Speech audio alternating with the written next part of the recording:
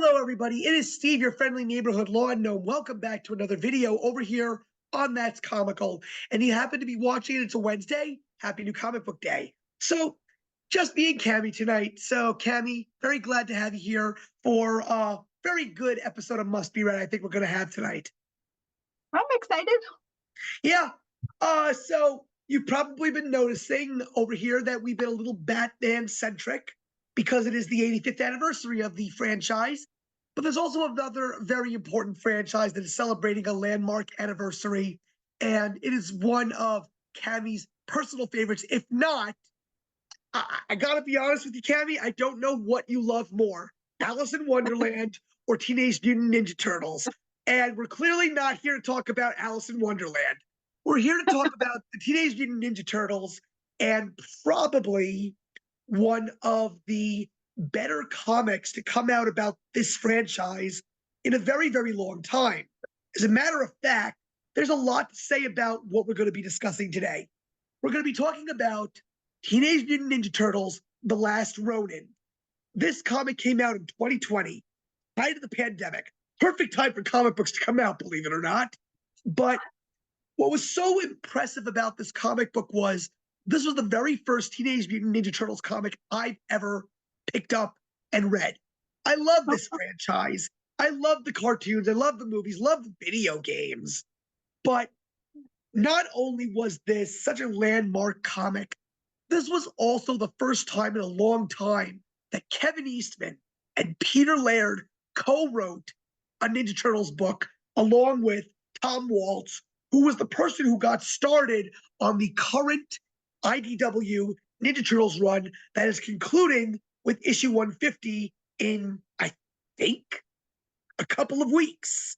So, Cammie, there was no other person that I would have rather had joining me on this discussion of Teenage Mutant Ninja Turtles: The Last Ronin. Also, why are we doing this besides the fact that it's the 40th anniversary of the franchise?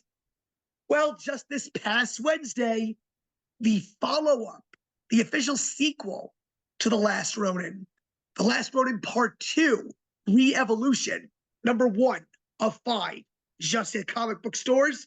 So we're going to be doing the first of 3 must-be-read Last Ronin discussions. So we're going to start at the beginning. Cammie, as a Ninja Turtles fan, I got to ask you your overall thoughts on this book. Was it everything you anticipated, or was it something that completely shocked you and surprised you? A little of both. Kevin Eastman never disappoints.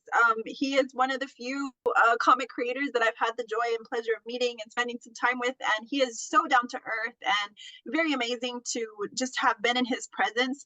I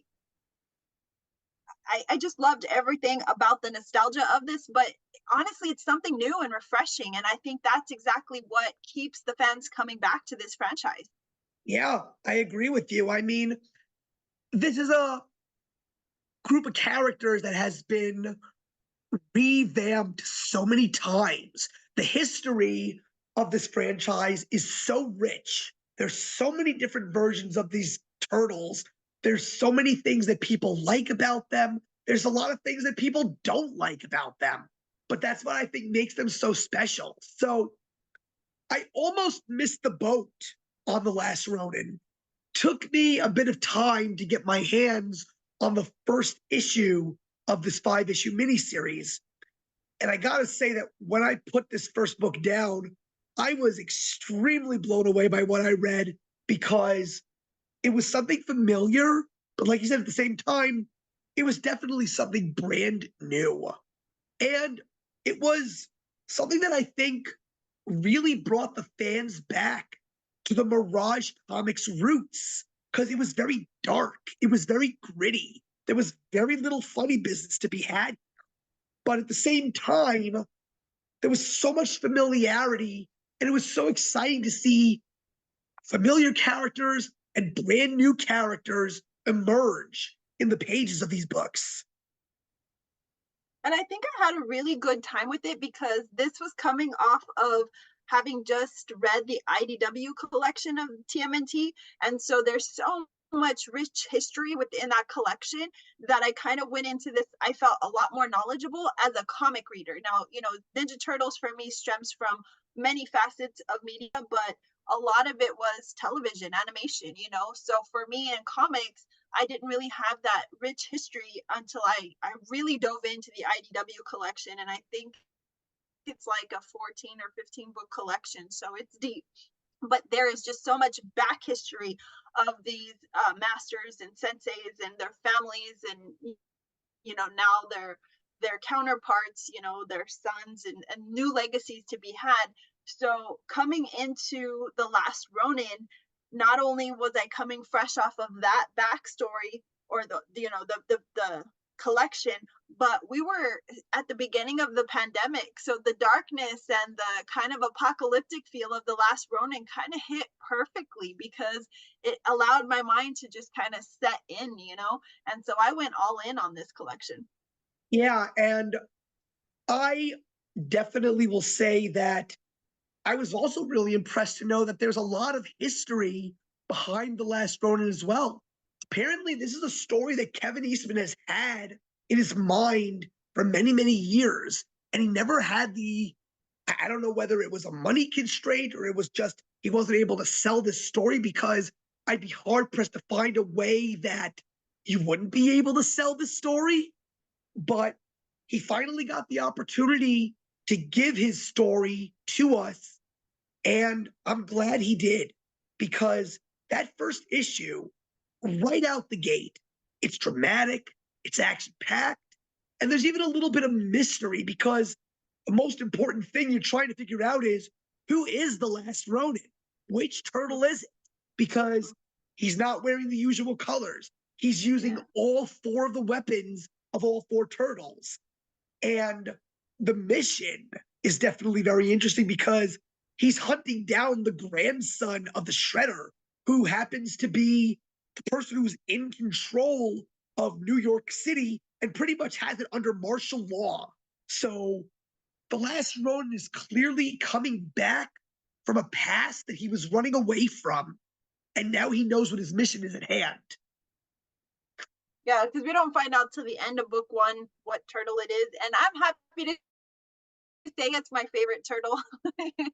He's the last one standing. And it's funny though, because you wouldn't think it would be Mikey. Of all the turtles, you would think that Mikey would be the last turtle. He would probably be the first one to go, because he's so goofy. He's never paying attention. He doesn't take his training seriously.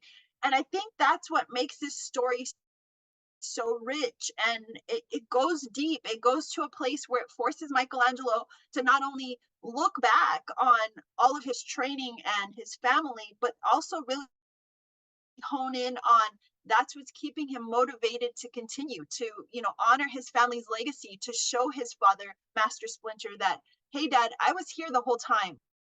I'm going to honor you. I'm going to honor our family. I'm going to honor my brothers, and I'm going to see this through to the end. Come hell or high water, I will be, the last one standing, and I will do this for us, for You're our honor. absolutely right. You're absolutely right. And I think what's also great about the fact that it ended up being Mikey is because of everything you just said. Because he was always the goofball, because he was the baby of the group, this is when he finally, you see it. I'm definitely saying it was long before the Last Ronin story, but this is now an older, more mature person who is not only trying to destroy the person who destroyed his family, but he's also fighting a lot of inner demons. And those inner demons are following him throughout this entire story. And those inner demons are his three brothers. So he is trying to also go out on this mission to prove, like you said, he's been here all the time. He's been paying attention to his father, his sensei, and that he doesn't want to disgrace his family anymore, because that's how he feels. He's walking into this with a lot of guilt, because he believes that he is the reason why he's the last one standing. So he wants to finally put his mind at peace. I don't And I don't think his brothers are his inner demons, though. I think his brothers are honestly what keeps him grounded. I think they're more of a guide. I think of them more as kind of his personal guardian angels. I don't really see them as demons for him because he's living with survivor's guilt. And we hear April talk about this, I think in book 2, if I'm not mistaken, where she herself has gone through those kind of steps of feeling that way, because of course we come to find that she's lost Casey, and she lost a limb. She lost 2 limbs, actually. She lost an arm and a leg. And so I think for Michelangelo, it's more of, I need to keep my brothers here. I need to keep them here because we've always been a team.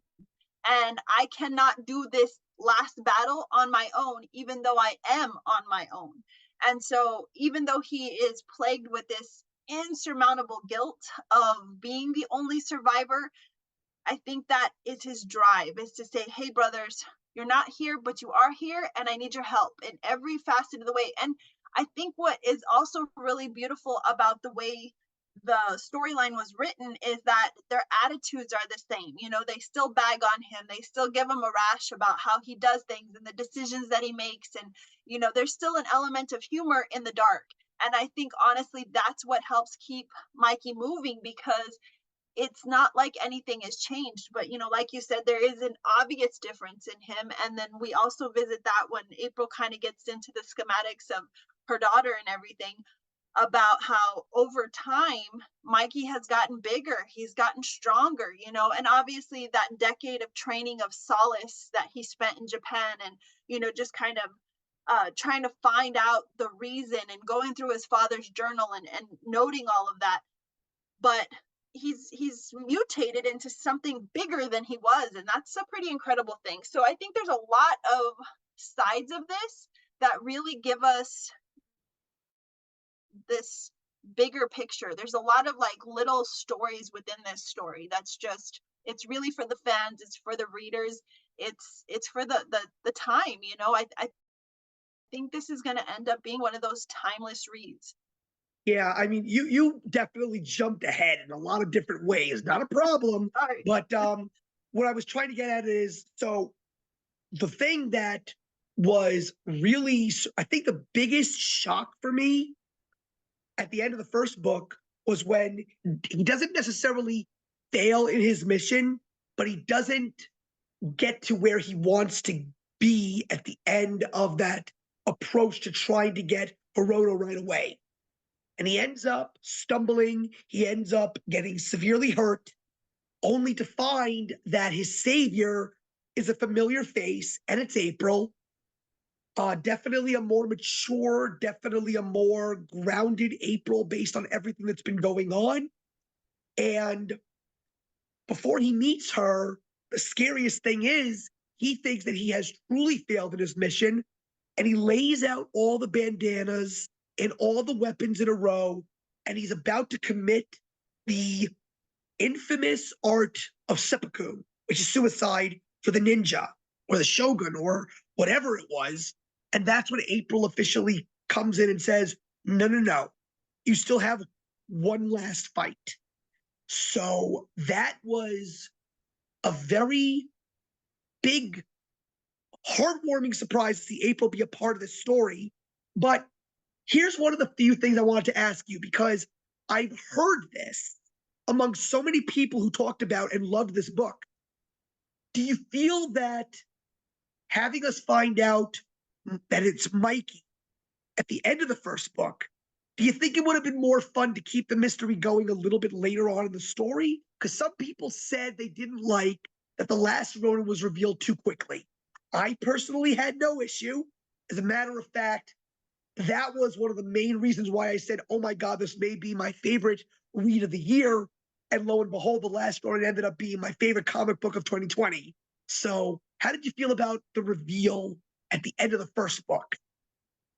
You know, I really didn't think about it until you just asked that question right then and there.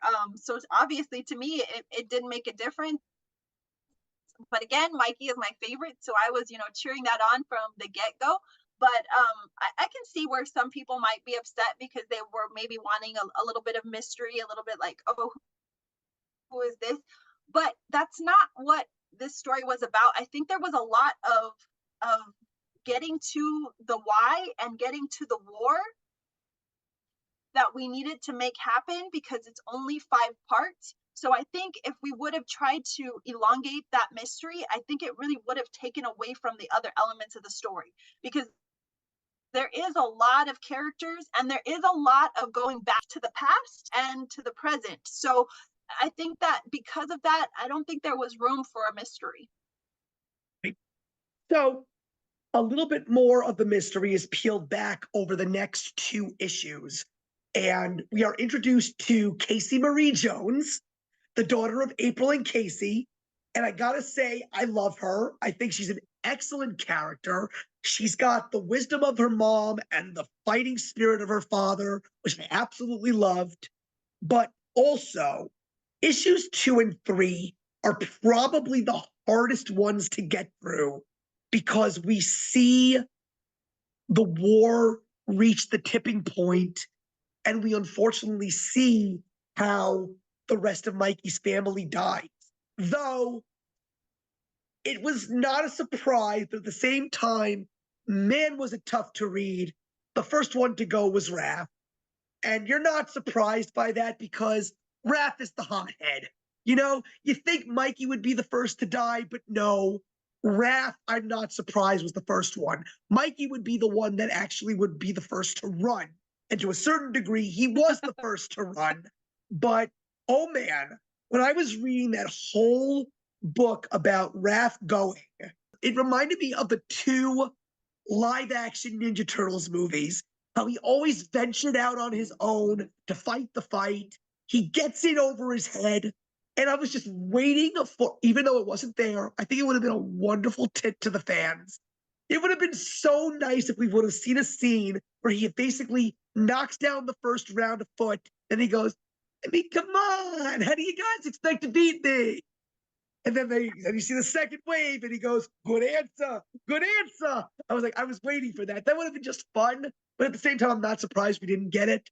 But also, when he passes away, after the fight with Hiroto, the solitary sigh sinking down into the river, that was definitely a nod to the fans of the first movie of the single sigh. At least that's what I think it is. We can sit down with Kevin Eastman and ask him the question, but that's what I felt. But man, that the way Raph goes, it's heartbreaking, you know? Yeah, it tugged at my heartstrings, and that final scene, I mean, that just solidified it, and you just knew, oh crap, he's gone, and you knew you were going to be in for the pain that lied ahead. So yeah, you're absolutely right. 2 and 3 were really hard to get through. Yeah, because in 3, we see the final showdown between Splinter and the Foot. Donnie's there with him. I think by that point in time, actually, I'm actually a little bit incorrect here. It's issue number 4 as well, because in issue number 3 is when we see the death of Leo and Casey, and it's 4 where we see the death of Splinter and Donnie. It's just so hard to see these truly pure heroes and how they just fall like a set of dominoes, and you don't want them to go.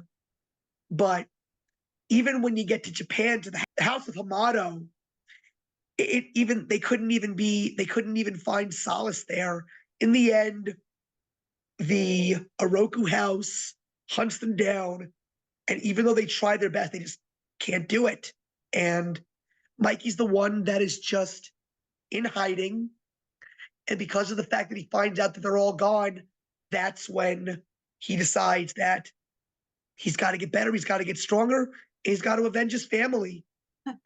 And I think that as we're reading this and we're going through, as a fan, and having been a fan for so long, I mean, this is probably my longest running franchise. I've been here from the inception, with the exception of the first comic books, obviously, because I was, a very small child.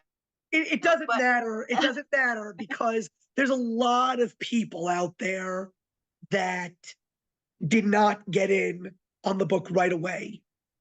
I'll just tell you. So for me, yeah, my inception of the franchise was 87, so that puts you there. So Yeah. I didn't get the first run of the comics. You know the show Pawn Stars? Uh-huh. And sometimes they actually do bring comic books. So there was a guy that actually had a copy, a first printing of Teenage Mutant Ninja Turtles #1. And it was actually Wow. signed by Kevin Eastman. And Kevin Wow. Eastman was actually invited into the store to make sure that it was actually his signature. And he was saying it was his signature and it was a first printing. But then they brought the comic expert in and he said the following: I remember when this book first came out, I laughed at this book. I didn't care about this book. I let it go and it became the biggest thing in the world. Not everybody knew what this was going to become. So you're not alone. I don't even think Eastman and Laird did. I mean, they make fun of it all the time. Who the hell is gonna, latch on to some Mutant Ninja Turtles? But you just Yeah, never know what the fans are gonna want. But as kind of on point to what you were saying, as the fan that's been with the franchise for so long, in a way, you kind of hope they live forever. But there's this small part of you that kind of hopes that a creator will do this one day, that they will end it on their terms. And so to see Eastman and Laird revisit this with Waltz and to do it their way was so poignant and so powerful. And it just packs such a punch that it's like, you know what? Even though we're watching the demise of some of our most beloved characters, it's graceful. It's got dignity behind it. There's honor. There's just something so poetic in watching some of our most beloved family members die in front of us. And it does pack a punch, but it softens the blow, if that makes any sense. it does. So there's a lot of other interesting cast of characters here. We've also got Baxter Stockman in a very interesting way, especially with the Mousers coming back. That's a great nod to the fans. I also love the scene when there's a big Mouser attack and April goes, God, I hate these things. Because that brings me back to the 1989 cartoon episode 3, The Attack of the Mousers. Loved that. We're also introduced, of course, to Hiroto Oroku, and also really appreciated the fact that there were some scenes with Karai in there, which is the reason why this whole war started in the first place. But what I love so much about Hiroto Oroku is the fact that there's no shades of gray with this character. This is just a straight up bastard of a villain. At the same time, a little bit of a crybaby and a spoiled brat. Because once again, that reminds me of when Shredder loses to the Turtles in the cartoon and he cries to Krang. Like that's like another little nod that I absolutely love. So like, even though this is a very bleak and dark story, there is some comic relief in there. And that's kind of one of the few things that it reminded me of when I was reading it. But, I want to hear your thoughts on Hiroto and Casey Marie, just because they are two of the newest characters that we get. So with Hiroto, I didn't love him at first, but I knew he was going to be one of those love to hate characters, hate to love characters, because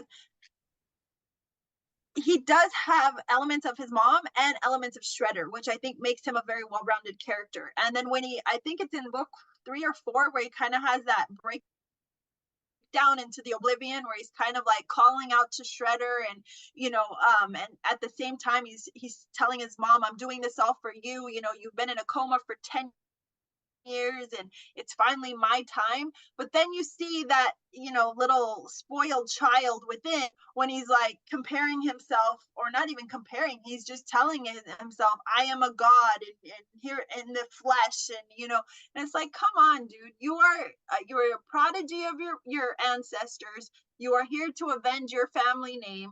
You've already gone back on your word because you got your feelings hurt because Mikey penetrated your wall that you thought was unbreakable, and this is your little bitch fight. So I grew to appreciate him for what he was. But Casey Marie is a darling. She's just absolutely a spitting image of her parents. She's a perfect split. She's got the personality traits of both of her parents, and she's a fighter, and I love that about her. There's no pushing her. It's like it's in her. It's innately woven into her DNA, and the fact that she has such a bond with Michelangelo is also a very beautiful thing. And I just love watching her excel. I love watching her learn and grow and kind of come into her own. And I like the fact that we get her at a young age because it gives her a lot of flexibility as a character, you know? Yeah, and I think what I love so much about her is also how, because of her, April's grown so much. Like, she truly is that wonderful mother, like, she knows that her daughter is a fighter, but at the same time, she doesn't want to lose her daughter as well, which is why she's so heavily invested in this fight as well. I love that scene at the end of, I can't remember if it's issue 3 or issue 4, when she shows Mikey the big battle tank. And I'm like, oh, here's the party wagon. It reminded me a little bit of The Dark Knight Returns when we see the big tank of the Batmobile. So that was sort of like a really cool nod, because this pretty much is Eastman and Laird's Dark Knight Returns story. That's pretty much what it is. But the thing I love about the bond that she and Mikey share is the fact that she wants to be his student. She wants to learn the ways of the ninja because she's heard so many stories. And speaking of stories, that is when she asked him, "Where have you been? Why have you been away for so long when we needed you here?" And that's when we see his journey. And that's one of my favorite parts of the book because Kevin Eastman draws it. Such a great thing to see that classic, rough, edgy sketch work that you saw from the early Mirage comics. And of course, we'll be back again later on this year to discuss Teenage Mutant Ninja Turtles, The Last Ronin, The Lost Years, because these Kevin Eastman panels are a preview of what we're going to be seeing in that next miniseries, because we get a little bit of a taste of Mikey's journey to Japan and his growth while he's there and the challenges that he's faced over there before he comes back to New York. But for now, we just get a couple of snapshots in the best way that Ninja Turtles fans would ever ask for in Eastman's artwork. That's my absolute favorite part of this entire series, is going back in time and seeing that decade that Michelangelo was kind of finding himself and finding his strength and becoming stronger and dealing with all of the loss, and just kind of coming to what is his new reality. And that gritty artwork is just so gorgeous. I can't rave it up enough. And the fact that we get to cherish it, forever, and be bonded with it, and know that this was in his head and he decided to finally just put it in on paper for us, is such a gift to us as fans. Yeah. Now, there's another character that we are reintroduced to in this book, but I gotta be honest with you, I really don't know much about this character. Um, I hope I pronounce it correctly. So, Cammy, please, I'm giving you permission to correct me. We're introduced Which one? again to Fugitoid. Oh, that's how I say it. Okay, so I know that in the Mirage comics of Eastman and Laird's run, he's a big part of that run, but I have no idea who this character is. I mean, I saw the head. I'm like, this is a familiar face. I've heard this name. I know this face. But god damn it, who the fuck is it? So I highly encourage you then to read the IDW collective that I was referencing earlier, because you'll get a lot of his backstory. But essentially, he is like the brain. Stockman used to be kind of a good guy in essence, because they did the labs or whatever. And Honeycutt's human body died, and they took his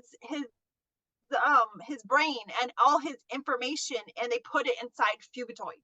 And that's basically what he is. He's the human, or he's the robotic version of Honeycutt, and he basically helps on all the missions. He's like the nerd in the box, you know, he's at the computer and he's got obviously a computer for a brain, and he's kind of helping the turtles on all their battles against the Shredder and, you know, the Krang and all of that. So it takes it way back, and so the fact that he's here for the last battle is super rad.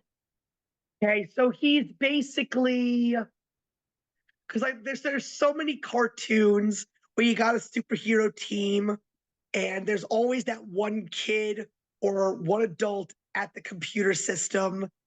So it's basically their version of Oracle and Batman. Yeah. Yeah, he's basically like a confidant, you know, someone that they can go to for strategy, for battle information, for just kind of the next steps ahead. You know, he's kind of their eyes and ears of their operation. So we also got a very interesting plot device in this story that I probably will think was like the real game changer for me. We found out that the turtles continued to evolve and continued to mutate, which is why we notice Mikey is bigger, Mikey is stronger. But at the same time, who would have ever thought that April's and Casey's exposure to the turtles and Splinter would affect their DNAs as well? And because of the fact that they spent so much time with the turtles and Splinter, their daughter, Casey Marie, would end up being a quote unquote mutant as well, because she was more enhanced, she was more agile, better brain power, stronger. I thought that that was, you know, we talk about how this story is something familiar, but at the same time, something brand new. That's a brand new element of the Turtles that I loved, that drove especially the end of the story. That was a jaw dropper for me as I'm reading it. I'm like, she has what? How is this possible? Like, how did this happen? I'm so glad it was explained very quickly in a couple of panels, because I'm like, yeah, what kind of funny business is happening here? So I think that's super awesome though, just by being in their presence for all those years, that they were able to absorb that mutated, you know, genetic, something that they could literally fused to their own DNA and their offspring, and now their offspring is this badass chick, you know. That's just, it's such a cool thing. And then the fact that we do have to live with, you know, the loss of most of our family, you know, I call my family. All the brothers are gone, Shredder's gone, but we get her in a way, she's like a legacy, you know. Then we get the final battle in the end of issue number 4 and issue number 5. They definitely are a little bit more strategic as they go after the brains of the operation first and Baxter Stockman. And then they go after Hiroto himself. And the final showdown between Hiroto and Mikey is everything you could ever want. The nano suit that Hiroto wears is freaking amazing. But, you know, I will say you didn't want it to end the way it was going to end. You kind of expected that it was going to, because at the end of the day, we lose Mikey, but Mikey wins, Mikey avenges, Mikey redeems himself, and then Mikey can officially go off to the next world in peace. And my goodness, do we get one of the best things he could ever hope for? Because what is his version of heaven? Hanging out with his brothers on the rooftops, ready to fight crime and enjoy their next adventure as a band of brothers and being heroes. What a great way to end it for him. Yeah, that those last couple pages were just so beautiful. It was just such a great way to end the series, and it was peaceful. You know, it gave us hope that in a way there is an afterlife, you know, for all of us, and to see him reunited with his family and doing what he loves in the place that he loves, just like he never skipped a beat, you know. and like almost like they were always together in that moment. It was a very it was bittersweet because, you know, like you said, we didn't want it to end that way, but I think in a way we kind of were softly set up for it because he kept having those flashbacks in that color palette, you know, where he kept going to his safe space with his brothers, and everything was as it should be. And then when he'd pop out and he'd have to, you know, wage this war again. So to have it end that way, I couldn't have asked for a better ending. Yeah, and the way that they're depicted in those panels, it's everything you love about them. You're reminded of all of those great versions of them, particularly the cartoon version and the movie versions. Like those are the turtles that most of us remember because as we said earlier, not everybody read the Mirage comics. So I will say that one of the reasons why I love The Last Ronin so much is that it finally inspired me to get off my butt and buy some of those Mirage collections. So I personally am very excited to see where it all began. I mean, I can watch the 1990 live action movie billions of times. I can watch the 2007 CGI film, which I think is grossly underappreciated and underrated. I can play the video games. Asking of the video games, well, maybe not one, because that underwater level gives me nightmares. But I will even watch movies like Batman versus Ninja Turtles. I'll watch Turtles Forever. I'll expose myself to anything Ninja Turtles any day of the week. But this book, because being the first Ninja Turtles comic that I ever read, and it being so wonderful and so nostalgic and familiar, but so new. I'm just excited to finally read the beginnings of these characters. This is also the beginning of another story because we get a very interesting epilogue. There was a reason why April was holding on to some of Mikey's blood when she brought him back to health. And that last panel in the book, when you see Casey Marie running to go check on something, and you then see a little glass, a glass sphere with 4 baby turtles in it saying, will you guys grow up already? I've got so much to teach you. And then it says, to be continued. It gave you hope, like, oh. I mean, they could have ended the story right there. And I think any Ninja Turtles fan out there would have been satisfied. Absolutely. But knowing that there was more of a story to tell, that made me very excited and very, very curious to see where are we going to go. I think this particular 5-part series did for many people what it did for you, because if there was someone out there that had never picked up a Teenage Mutant Ninja Turtle story before, this got you excited. This has so much rich history in it, and just these little tidbits, you know, you're not even getting like the full impact of the backstory. But you're getting so much in here that it should make you curious. It should make you want to go out and read more. So the fact that we did get an ending like that is very exciting, because like you said, it could have ended on the you know, couple pages before that, and we would have been satisfied and happy and rode off into the sunset. But that gives hope for the next generation, and I love that they did that for the fans. Right. So now here we are. We're literally starting the next chapter with The Last Ronin 2. And we have already seen what happened to those 4 baby turtles in The Last Ronin: The Lost Years. So now I'm more excited to familiarize myself with these 4 new turtles. And now I'm even more curious as to what's going to happen at the end of The Last Ronin 2. Like, will there be more stories about them? But we're not going to get into them right now, because the fun here, everybody, has only just begun. We will be back very, very soon. At least I hope, because there was one thing that I didn't like about this comic book.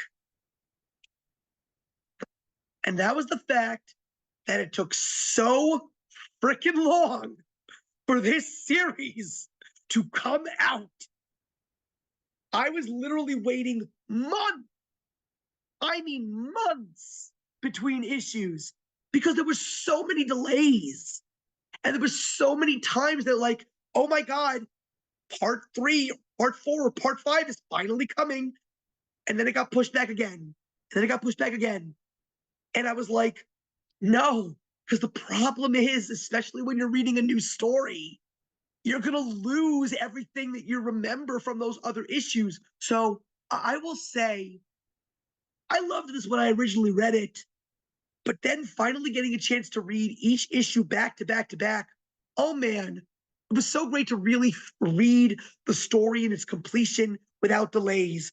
And I'm just really hoping that we don't get the same with the current story that we're getting into now. I think there was a lot of reasons there was such a delay, beyond just kind of the state of the world that we were living in, but there was some confusion with comic books at that time to the printing, and there was a lot happening in the comic industry. But I think also there was a tad of wow, this hit harder and stronger, and it became much more than maybe they anticipated. And so I think that when they kind of started to develop it, they were like, maybe we should change it. I don't know, maybe there was a different ending originally, or maybe they did Oh, just end it the way that it ended and didn't have a continuation. I haven't really heard anybody speak to that. Eastman, Laird, Waltz, no, I haven't heard any of the creators speak to it. So I don't know what the slow process in creating, but I'm not mad about it because obviously we have a lot to look forward to. And I can't ever say there's too much turtle. but here's my question to you: did you read this in real time, or I did. oh, because I don't remember even talking about it the first issue with you. That pains me, Steve, because I did talk to you about this. This is actually one of the first comic series I read that you didn't, and I'm one of the reasons why you went and picked it up, because I You told were? you you need to read this. Oh, Yes, we I had a don't very remember. extensive conversation. I'm hurt. I'm hurt. It's fine. No, and this was kind of in the early phases of us doing our DC animated live show. And I don't recall the reason, but we picked up comics for some reason, and you asked me what I was reading, and I told you that I had just finished The Last Ronin, and you were like, "Oh, I didn't know you were reading that." And I said, "You have to read it." And that, I guess it just ended there because you picked it up on your own terms. But yeah, I read this in real time, and the Teenage Mutant Ninja Turtles regular comic run is one of the few series that I get every single issue from my local comic book store. She does not skip a beat with me. I get special issues, one-offs, the whole nine. So I've got every turtle thing under the sun. Including the Saturday Morning Adventures comic. Of course, because those are super badass. Talk Yeah, about nostalgia. I'm really excited for the next Ninja Turtles run because I do know a lot of Jason Aaron's work. He's the one that's going to be writing it. And I'm also really excited for the black, white, and green special that's going to be coming out right before it. So there's a lot of stuff to be excited about in the 40th anniversary. But the last question that I actually wanted to ask you, Cami, is something that I personally am curious about myself, considering rereading the book and really enjoying it. Do you think maybe this should become like an animated movie? I would love to see this in motion, even though when you read the book, it's very much poetry in motion. Or do you think this is one of those books that is just so sacred, it just needs to stay the way it is? I can agree with both of your statements. If it doesn't happen, it's okay. But Yeah, as a fan, I like to see things in a different form of media, and I like to see when creators take something off the pages. There is a very delicate balance though, because when you have a masterpiece like this, the fear is, if I translate it to film, am I going to ruin it? Am I going to mess it up? right. But if we can do it like we see with something we just recently talked about, Batman Year One, that's almost like a carbon copy of the comic book, when you're watching it in the animated version. So if they can do something like that with this and not mess with the story, not tamper with the beauty of the character creation and of course our beloved characters, I think it could work. But you really have to have the right voice acting for the characters because that could screw it up too. So Yeah. there's a lot at play there. Yeah. I mean, I would probably think that if Kevin, I don't think Peter Laird would. Kevin Eastman is a little bit more of a guy that likes to think outside the box. I mean, crying out loud, he's the one that went to Peter and said, "Hey, what is the weirdest and idiotic animal that we could turn into a ninja?" You know? So he's one of those like true out of the box kind of thinkers. I think he would be the only reason why it would come out. And at the same time, he would have so much power behind everything. He would find the right people for the job. I don't think it could be our beloved voices from our 80s 90s cartoon because I think they're a little too animated. I think these definitely have to be very seasoned actors because there has to be a darkness to this. There has to be that almost like gritty gothic feel to it, because this is apocalyptic. This is war. We've gotten to the end of two historic dynasties and they're in their final battle. So you can't be too whimsical with it. And I think if you find a person who's so caught up in the nostalgia of that which is the Teenage Mutant Ninja Turtles they grew up with, you might end up there. So again, it's a hard balance. I, as a fan of animated features, would love to see it, but if it doesn't happen, I won't be disappointed. So I think that that's going to wrap up our discussion of Teenage Mutant Ninja Turtles: The Last Ronin. At this point in time, guys, it's kind of impossible to get your hands on the original copy. So I would definitely say get the bind up. This is such a great comic. If you're not a comic book reader, but you love the Ninja Turtles, read this book. It's everything as a Ninja Turtle fan could ever want. And I'm really excited, as I keep saying, now that the Last Ronin 2 Re-Evolution is starting up. Issue number 1, I very much enjoyed. It wasn't my favorite read of the week, but it was very darn close. So I'm just really glad for Cammie and I to know that we are coming back very, very soon. At least I said I hope, because it's all going to depend on how long it takes for this new 5-issue miniseries to come out. So we're going to be returning very, very soon, hopefully, to discuss Teenage Mutant Ninja Turtles: The Lost Years, and that will include the Lost Day special issue. So looking forward to seeing you guys soon. In the meantime, feel free to leave a comment and give us a like. And we're really excited to talk to you guys about anything Ninja Turtles, and maybe Cammie more than me. But please feel free to subscribe and hit that notification bell so you're up to date with all of our latest content. And we're looking forward to seeing you in the next one.